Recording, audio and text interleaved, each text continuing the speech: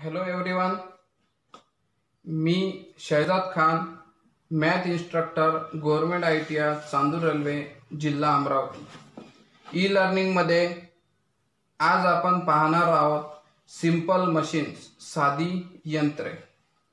Engine आणि मोटरचा आविष्कार होण्याअगोदर माणसे हातांनीच भारी वस्तू उचलत होती, परंतु ते कठीण जात होते. काही दिवसांनी जड वस्तू उचलण्यासाठी काही यंत्रांचा शोध लावण्यात आला.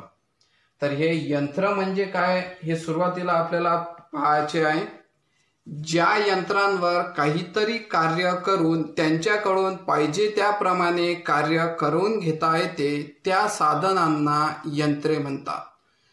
म्हणजेच काय, तर सुरुवातीला आपल्याला त्यावर काहीतरी फोर्स लावावा लागेल, काहीतरी कार्य करावं लागेल आणि त्यानंतर आपण त्या यंत्राकडून पाहिजे त्या प्रमाणात कार्य करून घेऊ शकतो. तर यामध्ये यंत्र म्हणजे सिंपल साधे यंत्र सुद्धा राहतात आणि कॉम्प्लेक्स अवघड यंत्र सुद्धा राहतात.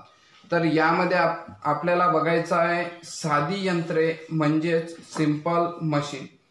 तर सुरुवातीला आपल्याला हे पाहावं लागेल की सिंपल मशीन म्हणजे साधी यंत्र म्हणजे काय होतात. तर ज्या यंत्राची रचना अतिशय साधी असते व ज्यांच्या सहाय्याने कमी प्रेरणा एफर्ट लावून जास्तीत जास्त भार उचलला जाऊ शकतो अशा यंत्रांना साधी यंत्रे म्हणतात.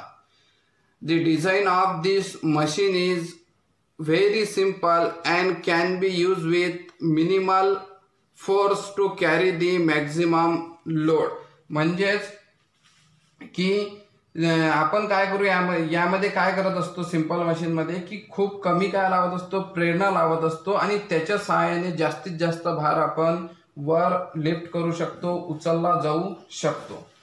सिंपल मशीनचं एखादं एक्झाम्पल द्यायचं झाल्यास, तुम्ही विहिरीतून पाणी ओढले असेल किंवा पाहिलं तरी असेलच, तर विहिरीवर पुली म्हणजेच मराठीत खिराडी म्हणतात ती असेल तर त्यावर दोर टाकून पाणी सहजरित्या बाहेर काढू शकता. आणि तीच पुली नसेल तर पाणी ओढताना जास्त फोर्स लागतो, त्यामुळे पुली सुद्धा एक सिंपल मशीन आहे. याच सिंपल मशीन मध्ये त्याच्यानंतरची पहिली टर्म पाहायची आहे. ती पहिली टर्म म्हणजेच यांत्रिक लाभ, म्हणजेच इंग्लिशमध्ये मेकॅनिकल ॲडव्हान्टेज. मेकॅनिकल ॲडव्हान्टेज म्हणजेच काय, यंत्राने उचललेला भार व तो भार उचलताना त्यावर लावलेली प्रेरणा यांच्या गुणोत्तराला यांत्रिक लाभ किंवा फायदा म्हणतात. इंग्लिशमध्ये ratio of load to effort. म्हणजेच काय की यंत्राने जो काही भार उचलला असेल आणि तो भार उचलताना त्यावर किती प्रेरणा लावली, या दोघांच्या रेशोलाच मेकॅनिकल ॲडव्हान्टेज म्हणतात. त्याच्यानंतरची सेकंड टर्म आहे वेगानुपात, इंग्लिशमध्ये व्हेलॉसिटी रेशो. यंत्रावर प्रेरणा लावून भार उचलताना प्रेरणा व भार या दोघांचेही चलांतर होत असते.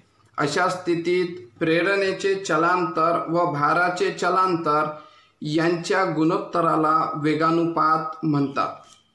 इंग्लिशमध्ये सांगायचं झाल्यास, it is the ratio of distance moved by effort to corresponding distance moved by load.